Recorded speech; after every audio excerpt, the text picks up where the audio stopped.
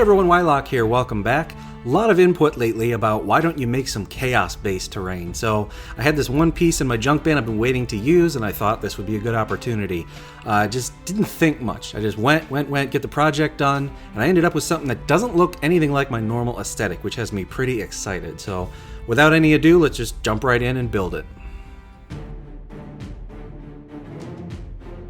A few episodes ago, I made jungle scatter terrain, and I used this ball of fake leaf clumps for that project, but once all the fake plants were plucked off, this is the structure that was left underneath, so I saved it, waiting for inspiration, which finally hit.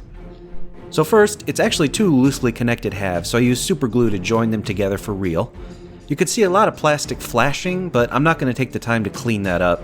This is chaos terrain after all, it'll look gnarlier that way. And this is a pretty thick necklace chain from the craft store. So outside with all of this, and two good coats of primer. Krylon and Rust-Oleum make great matte spray primers. For the chains, I needed to base coat them in brown, and I had brown primer left over from my recent Promethean Pipes episode, so I used that and hit the chains with it, giving it a few hours to really cure before the next step. Which is that I took terracotta, just a very desaturated orange, and with a splayed out junk brush or a sponge, randomly jab this color all over so it's covering up about half of the brown. And with that dry, same technique again, but using metallic gunmetal. These are just cheap acrylic craft paints. Here's a close-up of the result, decent looking but extremely easy rusty chain. For the sphere itself, I airbrushed with a good metallic brass, Vallejo. This was a bit shiny, needed something, so I took some brown wash, in this case Army Painter Soft Tone, and slathered it all over. Heavy coat, don't care about smoothness. Gave it a couple hours to dry, and then I tried just a quick light dry brush with a metallic silver in a few spots, but I determined it wasn't really giving me the look I wanted, so I stopped, and that became the bottom. To make the base, I used extruded polystyrene, or home insulation. You could also use expanded polystyrene, which is those blocks of white popcorn-like foam that tend to come in packages. Anyway, I tapered the edges, cut some pieces out, dug out the center of the top piece. This would eventually become the blood spring. And I hot glued all those chunks together. Then on to my new favorite crafting material, Sculpt-A-Mold, or any sort of modeling paste of your choice. So 2 parts powder to 1 part water, and I just spread it on there to cover everything up. I'm going to leave that overnight to dry, but meantime, I took some more foam and I cut small cubes without any guide, deliberately trying to make them look warped actually. And then skewered them with a toothpick, using hot glue to secure everything together. Then I beat them up with some balled up aluminum foil to create a rocky texture and round off the corners a little bit. Followed by a solid coat of white PVA glue, such as Elmer's, to act as both a primer and make that pillar hard and tough. The exposed toothpick gets stuck into the base with some hot glue underneath to secure it. Now to create the actual blood falls, I could use hot glue, but that's going to take a lot of hot glue, and it's going to look like a thick flow. This is blood, it shouldn't look like lava. I could use acrylic resin water kit, but this takes like 4 days to cure, and you can't mix in any paint or dyes because then it won't cure. This is a really cheap product, and I don't want to buy a proper modeling kit and have to wait. So I ended up using some smooth cast resin. This stuff cures hard as plastic in 10 minutes. Jeremy from Black Magic Craft turned me onto it, and I love it. It's probably overkill for this project, especially in terms of cost, but it will let me move right along with the project tonight. So I mixed it up 50-50 very thoroughly, solid minute of stirring, and then poured. Now the idea was hopefully the spring would fill up and then naturally flow down the 3 waterfalls that I had carved out at the base. One of them I didn't go as deep as I should have, so I poured directly on it to help things out, but by and large this worked as I hoped it would. After 10 minutes it was totally cured. There's some bubbles in there. I did not expect that, but I kind of like it. Bubbling blood is gnarly. So this will work. Let's move on. Primer. The foam pillars are protected from the spray paint by that coat of white PVA glue. That done, more white glue to do some flocking.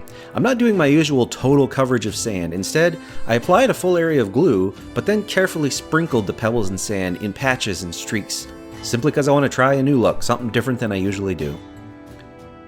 This is low gauge wire. It's thick, it's bendable, but strong. You can find it in a crafting supply store or harvest it from in-wall electrical wiring from the hardware store. So I pre-drilled a pretty deep hole into the pillars with a toothpick, then injected it with white glue, and then inserted some of that wire.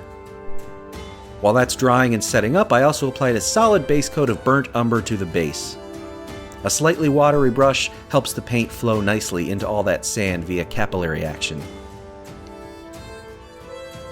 Now again, trying to do new things here, even as simple as using different colors than I normally do. Without thinking, I just nabbed 2 shades of beige, dry brushed with the dark one, and then dry brushed with the light one.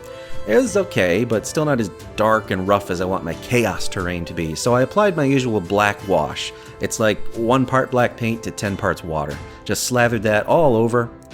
And after that dried, this color is Pebble. Interesting trivia, this very bottle I'm holding was the first bottle of paint that I ever bought after discovering this hobby 6 years ago.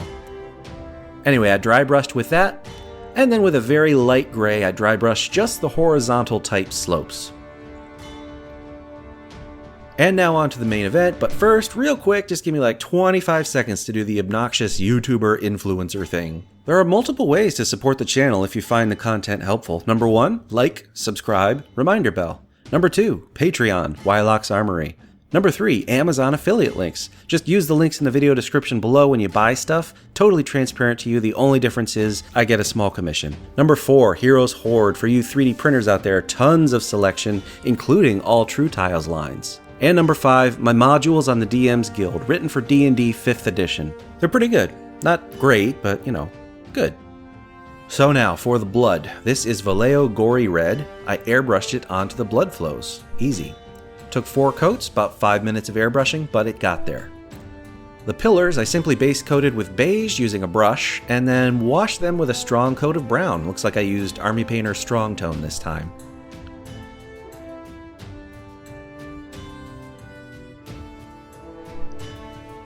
Next, it was time to figure out the sphere. I estimated the height that I wanted it at, hot glued it to that wire, and cut off the excess wire.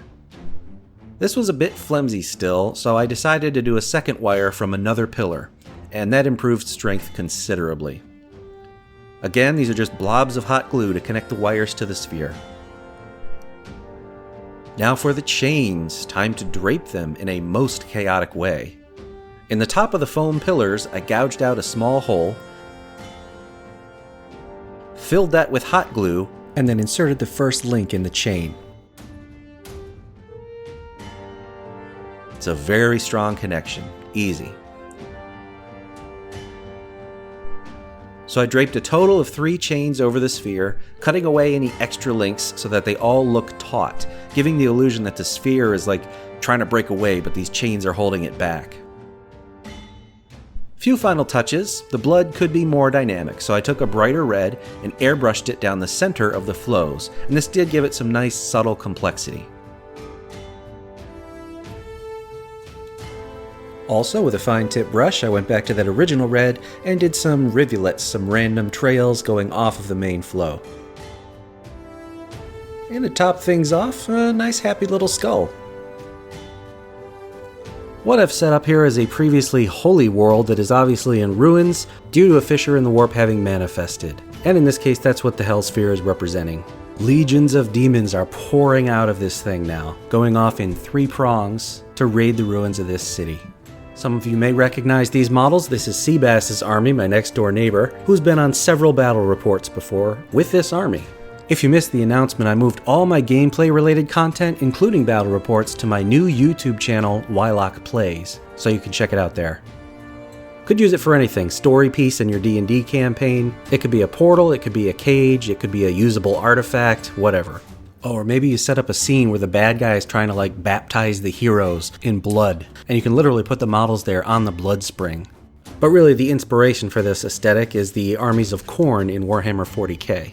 So blood, brass spikes, and a predominance of red and black. I'll probably just use it as an obstacle, line of sight blocker, not occupiable. Anyway, super fun project, entirely conceptualized and then built around one piece of trash. If you like this particular project, here's 2 more you might want to check out. Also enjoy this community showcase. I'm Wylock, thanks for joining, and I'll see you next time.